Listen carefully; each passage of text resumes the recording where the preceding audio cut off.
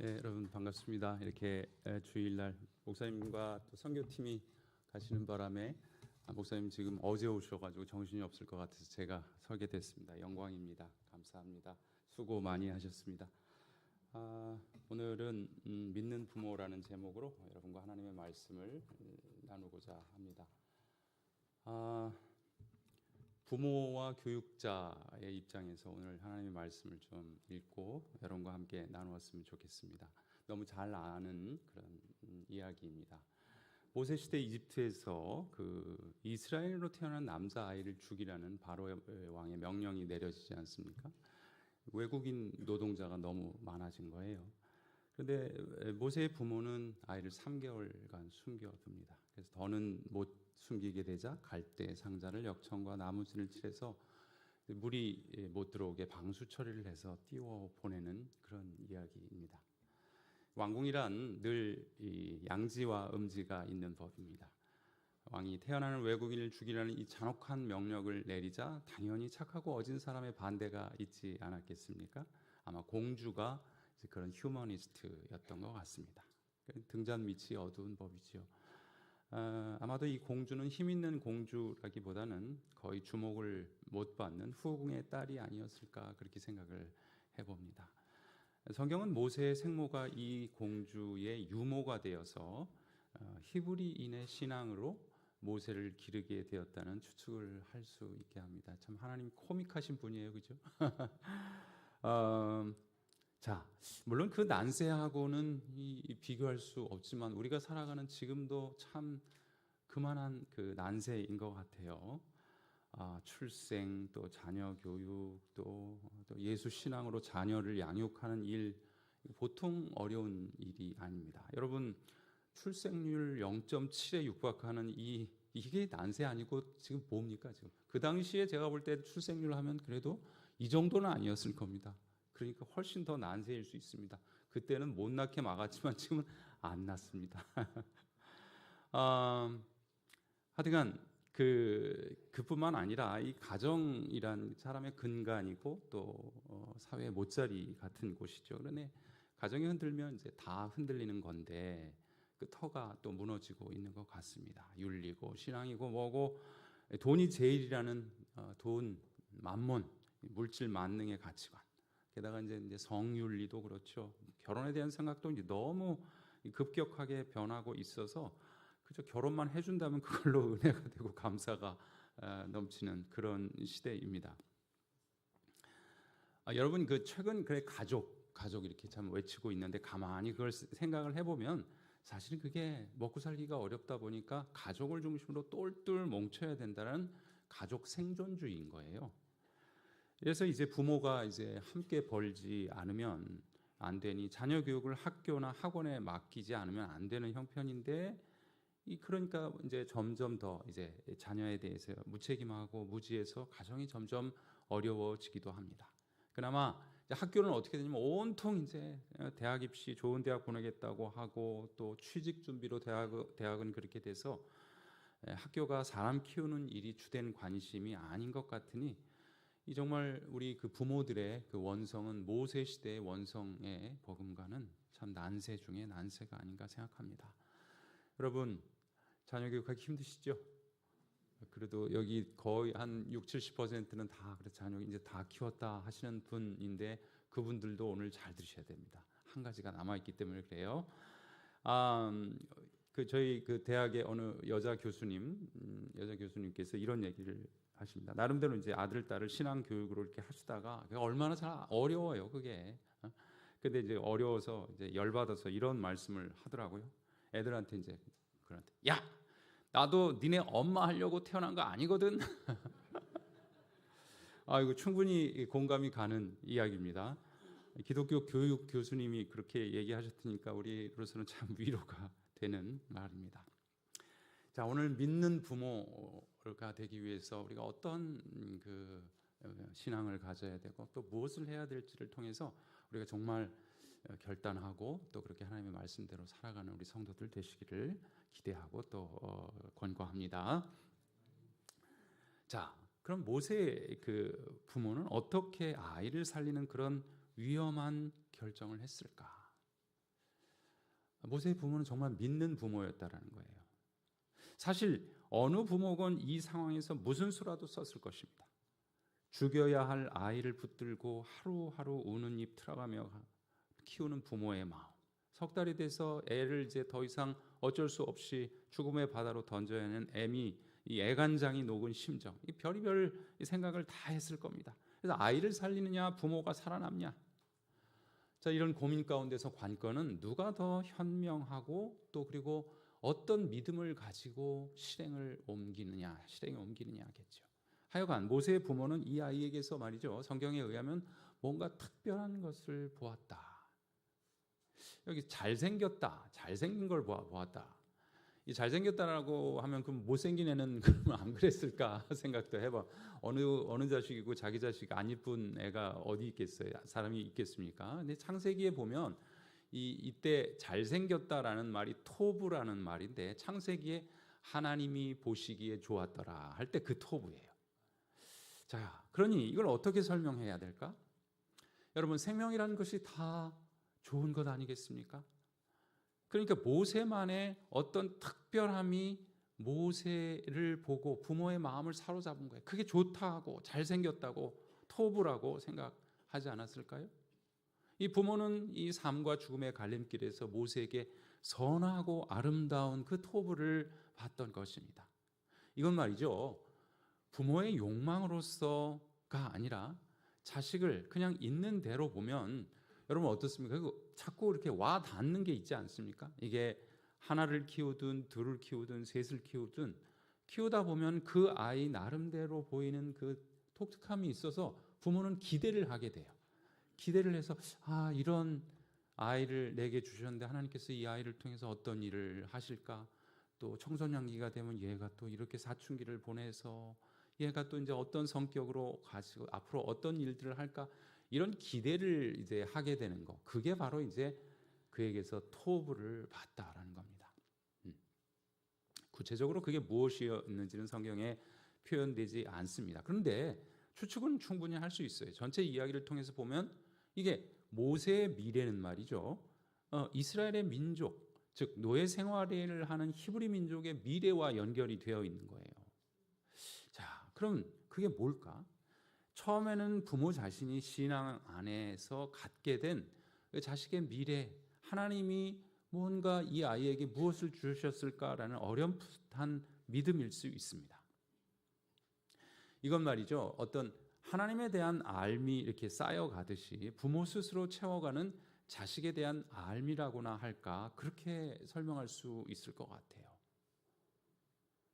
히브리서는 부모의 이 상태를 믿음이라고 말하는데 11장 23절에 믿음으로 모세가 낳았을 때 그 부모가 아름다운 아이임을 보고 석 달 동안 숨겨 왕의 명령을 무서워하지 아니하였으며, 부모는 이 자식에게서 보는 어떠한 것들을, 그러나 그것을 통해서 뭔가 하나님께서 주실 이 아이의 미래나 생명의 가치나 삶의 그 고귀함, 이런 것들을 통해서 그 아이의 미래를 내다볼 수 있게 됩니다.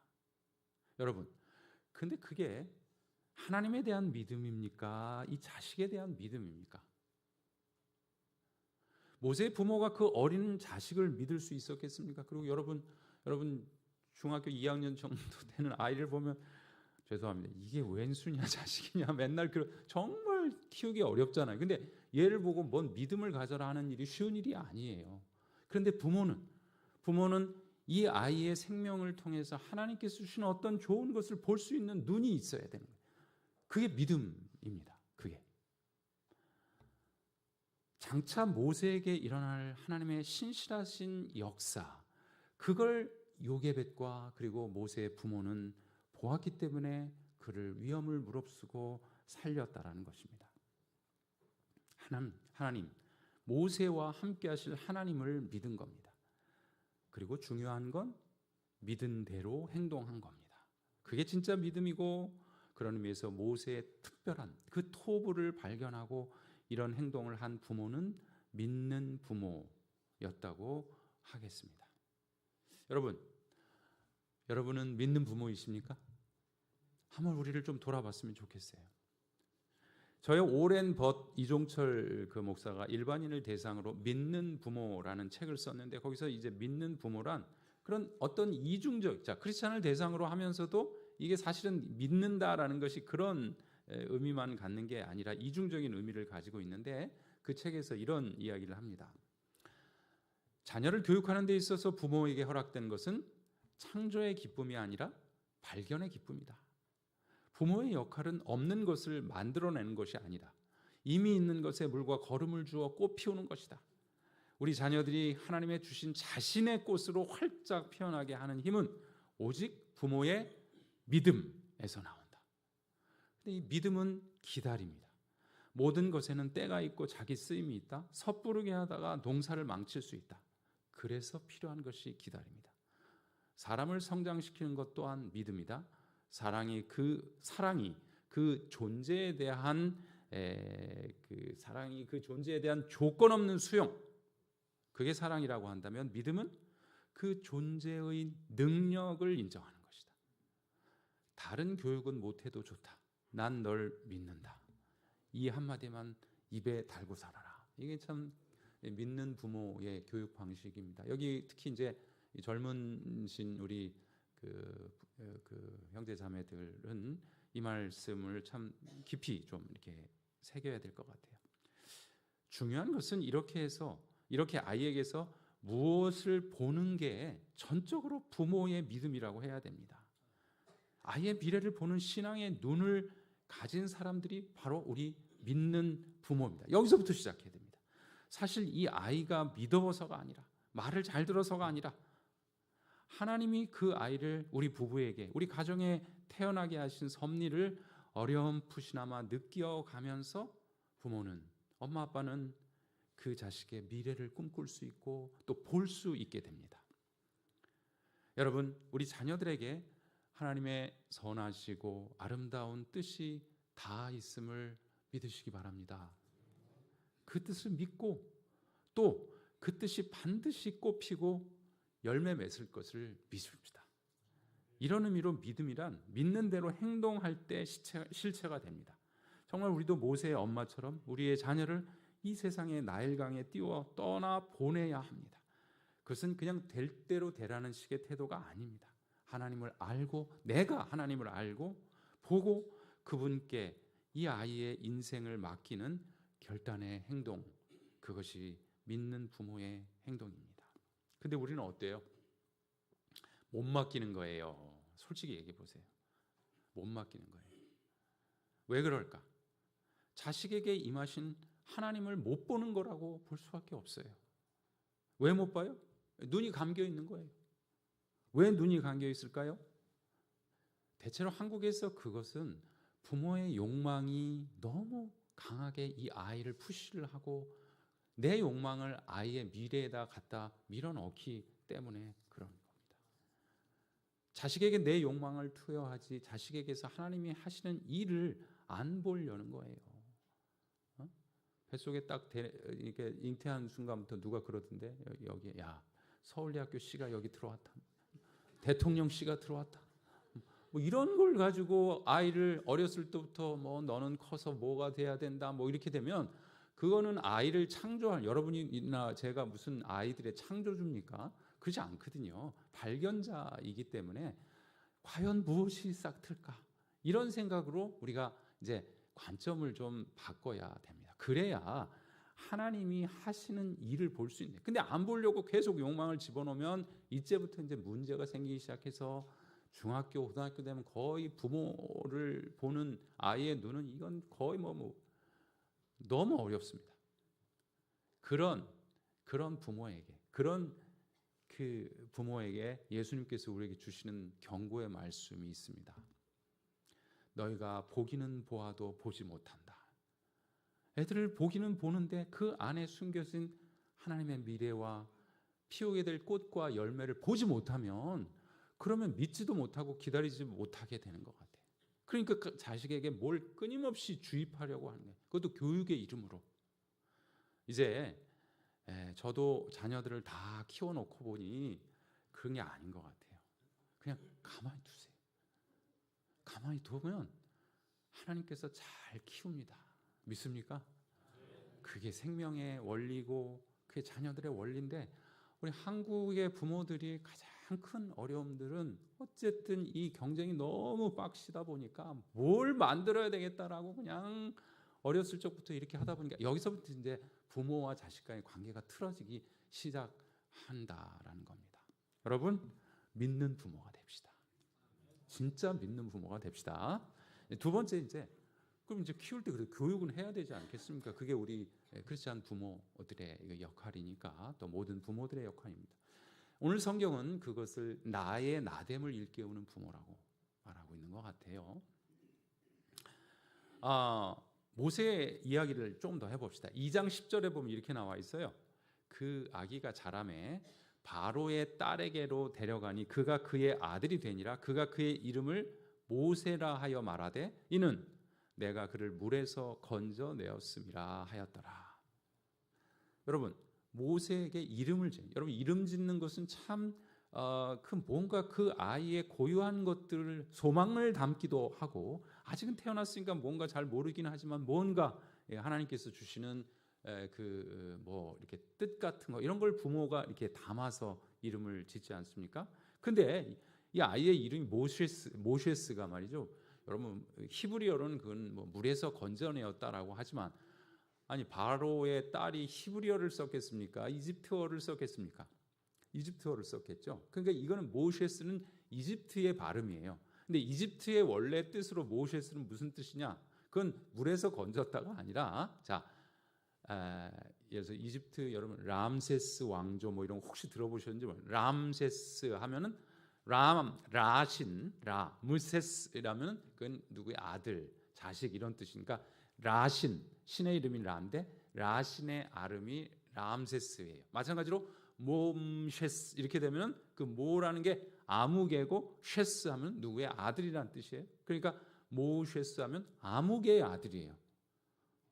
자, 그러니까 이 얘기를 가만히 들어보면 이집트의 공주가 이름을 지어줬을 때 화려한 이름을 준 게 아니라 그냥 누군지 데려와서 키웠기 때문에, 가슴으로 키웠기 때문에 그냥 아무개의 아들이다라고 이름을 지어준 겁니다.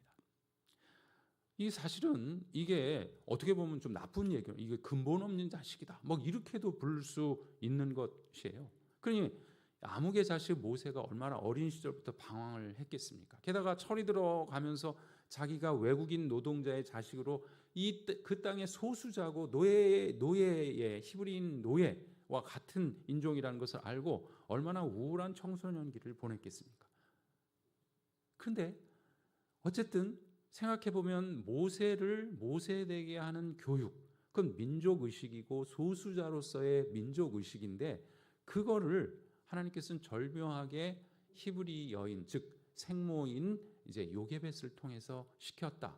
그렇지 않고는 어떻게 모세가 그렇게 왕궁을 떨쳐내고 그렇게 가서 민족의식을 갖게 되었겠습니까? 이건 분명히 요게벳은 자기가 유모로 키우면서 모세가 소수민족 노예의 후손이라는 사실을 받아들이게 하는 거, 이거 굉장히 어려웠을 거예요. 이해가 가시죠? 이 아이가 방황하지 않고 그래도 이 모세의 그 어린 시절을, 청소년기 시절을 이렇게 보냈던 것은 참 이 요게벳이 히브리 민족으로서의 신앙을 분명히 가리켰던 것이라고 볼 수밖에 없습니다. 더 나아가서 그가 왕궁의 어떤 권력 투쟁에 휩싸일 수도 있었고, 그 권력의 맛에 길들여질 수도 있는데, 노예로 전락한 소수민족의 고난에 어떤 뜻이 있는지 히브리인의 신 야훼를 가리켰을 것이고, 아브라함과 이삭의 그 이야기를 통해서 그 모세 속에 그 하나님 야훼에 대한 것을 가리켰을 것입니다. 그래서 모세를 계속 일깨웠을 것입니다. 바로 이 소수민족 의식, 야훼에 대한 신앙 의식이 이제 있었기 때문에 결국은 자신의 동족에게도 거절당하고 이집트 왕궁에서도 이제 뛰쳐나올 뿐만 아니라 이렇게 되었던 것입니다. 이것은 바로 모세의 부모가 그 모세의 나의 나됨, 모세의 모세됨을 일깨웠기 때문이 아닐까 생각합니다. 여러분, 그 봉준호 감독이 지난번 기생충 한 2년 3년 전이죠, 아카데미 감독상을 받으면서 자기가 인생에서 가장 감동했던 말이 이 말이라고 했습니다. 무슨 니콜 세이지인가 무슨 하는 그 감독의 말인데, 가장 개인적인 것이 가장 창의적인 것이다. 그렇습니다, 여러분. 내 안에 세계가 있는 겁니다. 우리의 자녀들이 작지만 그래도 이 세상을 조그만 그룹이라도 이끌고 갈 수 있는 지도자로, 리더로 키우려면 늘 우리의 아이들 안에 있는 문제를 그 아이가 어떻게 창의적으로 해결하는가를 봐야 됩니다. 그거를 해결할 능력이 있을 때 보편적인 문제, 자기의 문제뿐만 아니라 모든 사람의 문제가 자기의 삶에 들어있는 거거든요. 이게 내 문제가 그냥 순전히 내 문제이기만 하고 저 사람하고 상관없는 문제가 아닌 거예요. 여러분 한번 보십시오. 모세도 한번 보세요. 모세가 이스라엘의 그 외국인 노동자로서 그리고 노예 민족으로서 이 문제가 그냥 모세만의 문제, 이스라엘만의 그 문제였던 것 같습니까? 아닙니다. 이건 인류사의 보편적인 가난한 자들과 억압받는 자들의 해방에 대한 이야기예요. 여러분, 우리나라 그 일제 강점기 시대에는요, 크리스마스에 성탄극을 올리잖아요. 그럼 성탄극의 주제는 당연히 성탄이니까 예수님의 탄생 이야기였겠죠. 그런데 우리 한국의 일제 강점기에 뭘 다 그런 건 아닙니다. 거의 분위기가 그랬는데 성탄절 때 극을 드라마를 뭘 올렸는 줄 아십니까? 바로 오늘 이 본문 모세의 이야기를 하는 거예요. 아니 예수님 탄생 때 왜 모세 탄생 이야기를 올렸냐고요. 우리 모세 할아버지는요, 자기 얘기가 수천 년 이후에 이 동방의 작은 민족에서 일제 강점기의 민족의 해방 이야기로 자기 이야기가 읽혀지고 연극으로 이렇게 될지 꿈도 못 꿨을 겁니다. 여러분, 나의 문제, 이 문제는 내 문제가 아니라 이 문제는 보편적인 인류의 문제일 수 있고, 그렇게 거창하게 하지 않더라도 우리 자녀들이 가지고 있는 장애의 문제, 그리고 또 여러 가지 어려움의 문제들을 정말 어떻게 그 문제를 해결하는지, 그것을 통해서 자신의 가치와 나의 나됨을 이제 느낄 수 있고 경험하게 되면요, 그다음에 다른 문제를 풀 수 있는 거예요. 네. 이게 참 중요하거든요. 여러분, 우리가 지금 다음 세대를 신앙으로 양육할 때 꼭 기억해야 할 사실은, 우리 자녀들은, 우리 손주들은 지금 우리 때하고는 다른 절대 소수라는 걸 알아야 돼요. 여러분과 제가 교회 다닐 때는 최소한 학급에서, 저희 때는 5, 60명 되는 학급 쪽에서 진짜로 많게는 20명 정도까지는 그래도 교회 다니는 애들이 있었잖아요. 근데 제가 지난번에 말씀드렸지만 지금 3%, 20대 이하는 지금 3%로 내려가거든요. 그러면 몇 명일 것 같아요? 여기 안양의 초등학교가 40명 잡아도 30%는 1.2죠? 1명입니다. 1명. 중고등학교 가면은 여러분의 손주들, 여러분의 자녀들만 교회 다니는 상황인 거예요. 그러니까 절대 소수예요. 게다가 지금 부모 세대의 부끄러운 기독교 유산으로 지금 청소년과 젊은 세대는 자신들의 신앙의 가치를 세상에서 이렇게 자랑스럽게 드러내지 못하고 있는 거예요. 그걸 우리가 이해해 줘야 돼요. 너무 예수 믿으라고 막 이렇게 교회 안 다닌다고 막 자녀들 이렇게 너무 핍박하지 마세요. 좀 안타까운 마음을 좀 우리가 죄스러운 마음을 가져야 돼요.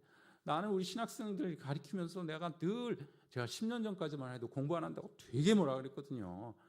그래서 우리 성 목사님 같은 귀한 이런 인재가 이렇게 났지만, 근데 요즘 그렇게 못해요. 요즘은요, 그냥 아이고, 그냥 여기에 남아 있는 것만도 감사한 거예요. 남아 있는 것. 그러니까 요즘은 내가 거의 신학생 사역을 가르치는 사역보다 위로 사역에 장학금을 모금해서 힘내라. 하나님께서 이 동토, 이 겨울이 지나가면 하나님께서 반드시 꽃이 피게 하고 열매가 될 때 그때 너희들이 아름답게 쓰일 거다. 이렇게 얘기를 하면서 아이들의, 이건 거의 위로 사역이죠. 그렇게 하고 있습니다. 여러분,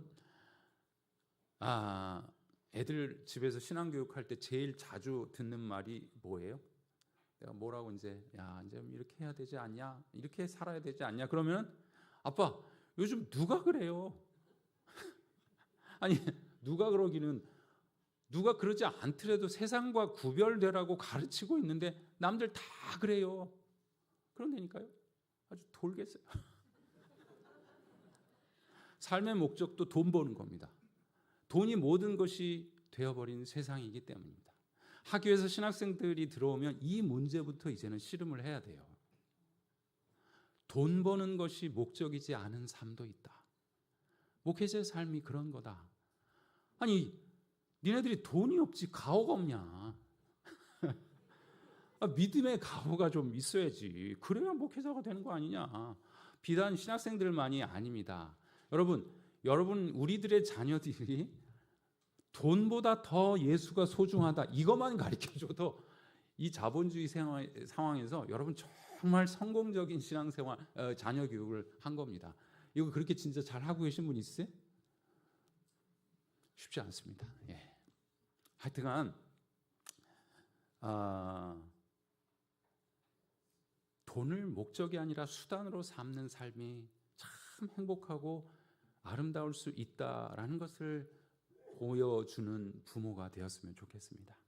그래서 너희들이 소수이지만 약하지만 질그릇 같지만 네 삶은 고귀하고 네 삶은 하나님께서 주시는 놀라운 은혜로 행복하게 살 권리와 그리고 자격이 있다.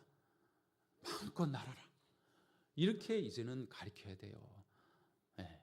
그렇게 하나님의 나라가, 예수와 하나님의 나라가 우리 자녀의 마음과 인생에서 다스리고 있다는 확신을 심어 주었으면 좋겠습니다. 마지막입니다. 여러분, 마지막으로 우리가 믿는 부모가 되기 위해서는 뭐냐? 떠나보내야 돼요. 이제 우리 노인이 되어 가시고 어르신이 되어 가신 여러분들 좀 잘 들으셔야 될 건 떠나보내야 됩니다.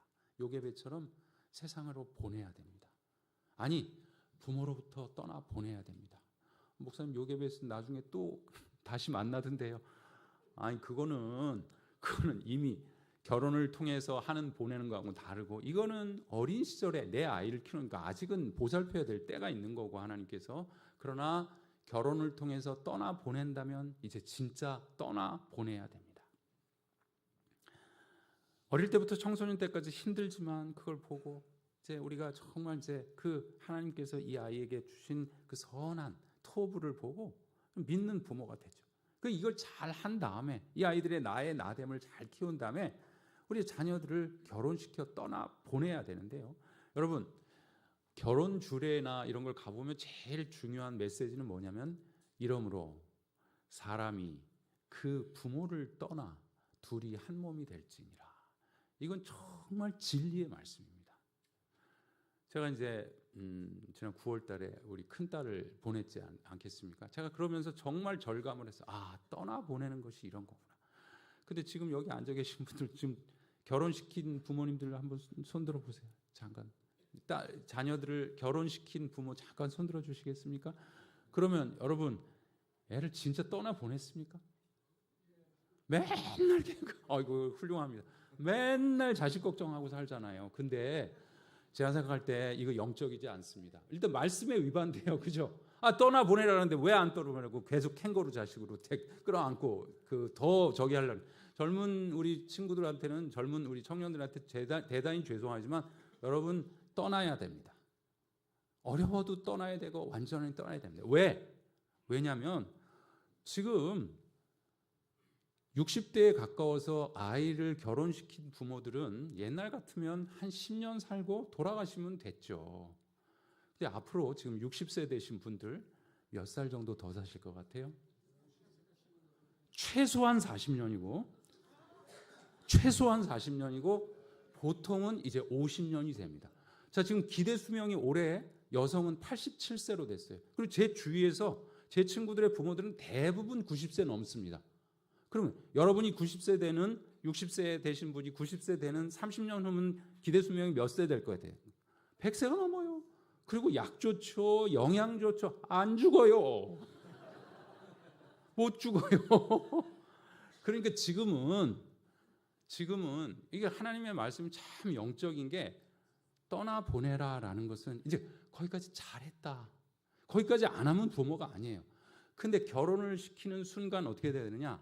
떠나 보내고 이제 자식 걱정하시지 마시고 우리의 삶을 살아야 돼요.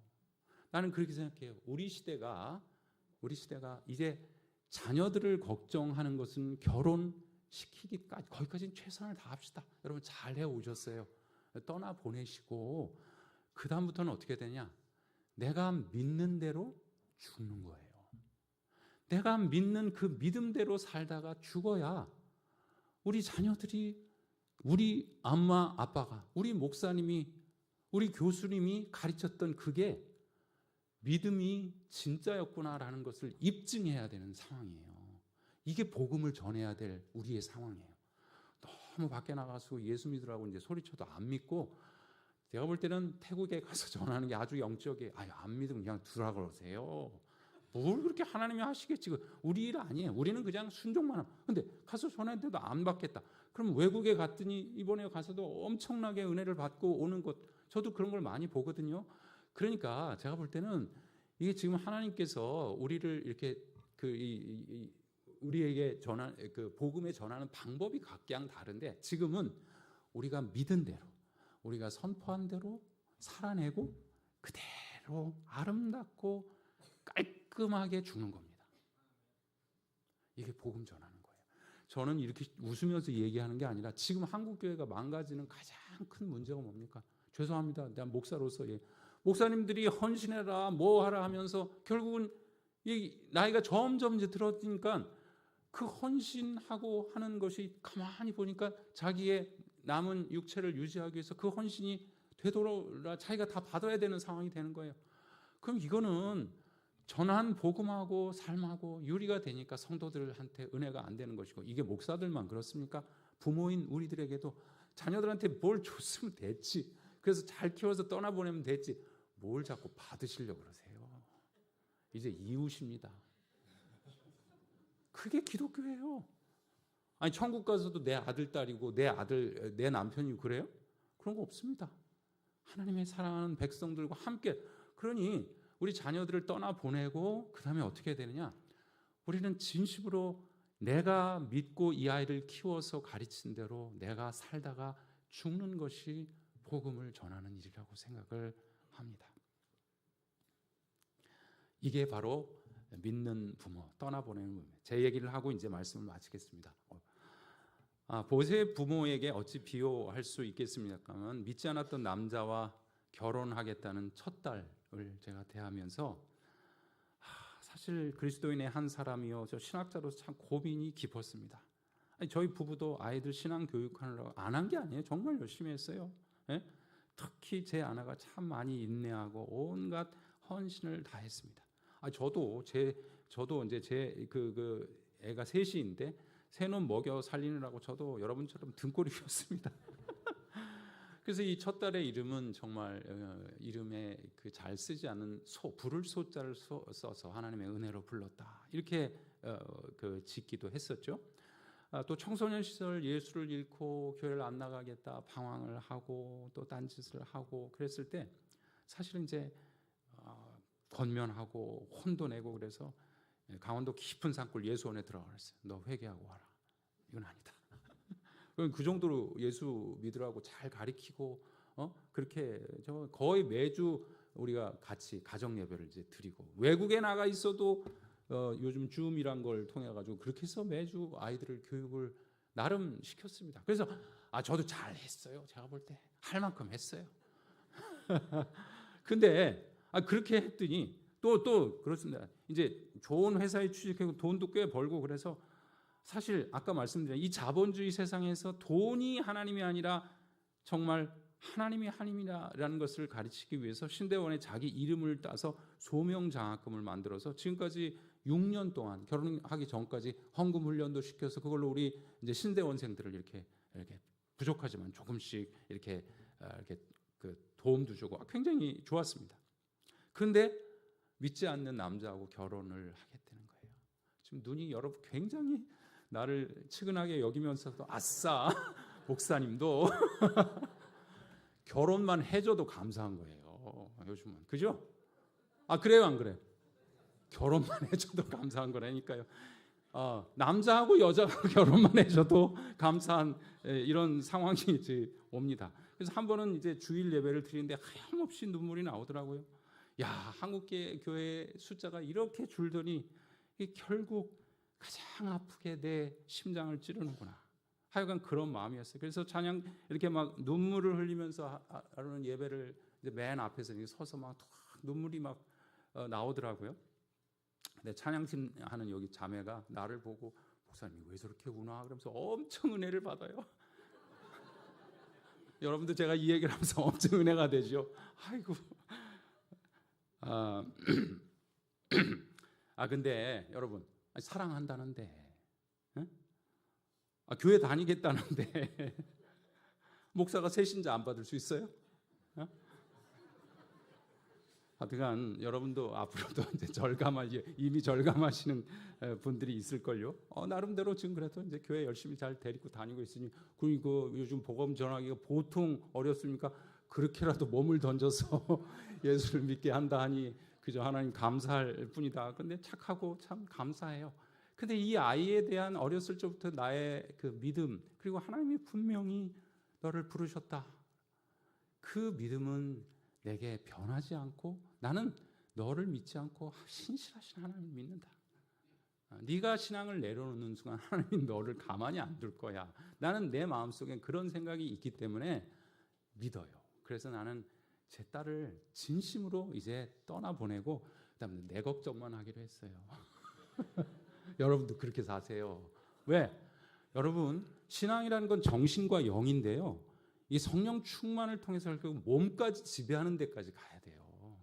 근데 나는요, 70이 되고 80이 돼서 내가 정신줄을 놓을까 봐 너무 걱정이 돼요. 여러분은 안 그러세요? 여러분 그러시죠? 그래가지고 내가 죄송합니다 똥오줌을 못 가리는 사태가 된다. 나는 이건 정말 죽도록 나는 그때는 진짜 자결하고 싶어요. 곡기를 끊고 싶을 것 같아요. 그러니까 지금은 여러분이 자녀 걱정할 때가 아니라, 그죠? 자녀들은 이제 떠나 보내시고 내가 어떻게 믿은 대로 살다가 죽을 것인가, 그것만 생각하는 부모가 믿는 부모입니다. 진짜 믿는 부모입니다. 그래서 제가 오늘 결혼식 때 말이죠, 우리 큰딸이 결혼식 때 믿지 않는 이제 가정하고 또 그리고 이렇게 하니까, 게다가 이제 친구들이 전부 다 이렇게 보니까 믿지 않는 친구들이 그렇게 많아요.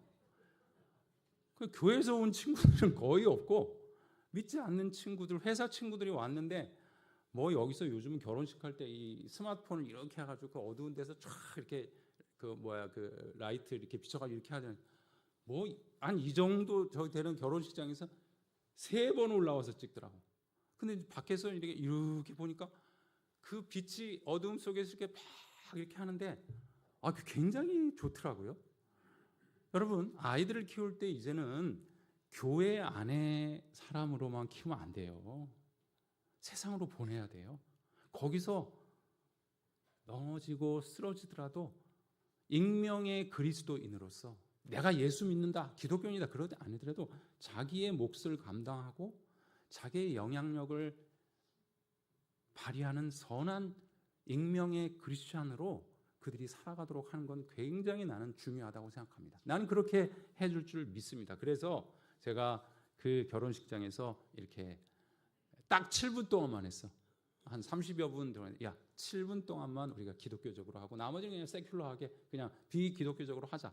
왜냐면 거의 다 비기독교인 저기 하는데 그냥 내가 거기서 전도한다고 생각하고 여러분 예수 믿어요. 제발 그러지 좀 마세요. 좀.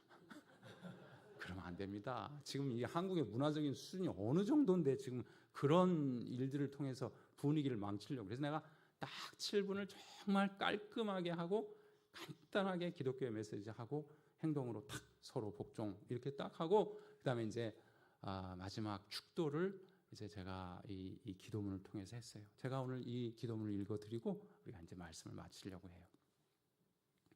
첫 딸을 떠내보내는 아빠의 기도.